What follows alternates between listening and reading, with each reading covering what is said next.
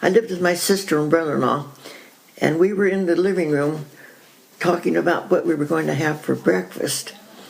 And we heard this bombing. We lived not too far from Diamond Head, where there was a large military base. But we heard this bombing, and we just considered it was more practice. And my brother-in-law said, "It sounds different." So he turned on the radio, and we heard the announcer say, "Japanese planes are attacking Pearl Harbor. This is not a practice. All military people report to their base. All the civilians stay home." We were all issued gas masks, and we had to carry those at all times. And then we all had to be home by dark. Nobody was allowed out after dark except the military. Everything was rationed after that, the food and everything. We wound up with 13 people in a 2-bedroom house. It was very crowded. No lights were allowed outside, and we even took the light bulb out of our refrigerator so the Japanese planes coming in at night couldn't see us. And we blacked out our windows.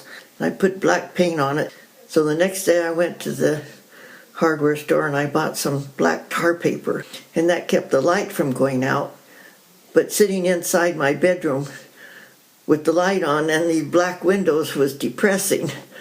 And I asked my brother-in-law to wallpaper.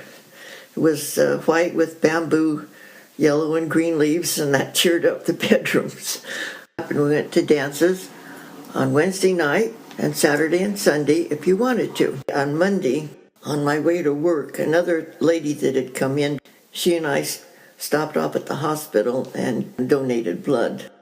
Ed worked as a welder, and they were called to do anything they could to get men out of the ships. And about 4 days after Pearl Harbor, they were on the Oklahoma, which had sunk and turned sideways, and they figured there were survivors.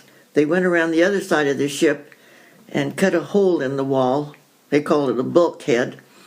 And there were about 10 sailors standing in water up to their waist, all holding hands and singing, trying to keep each other alive and from falling down.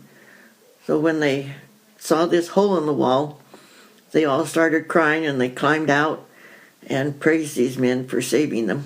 I met this Marine that I liked, and we eventually got married.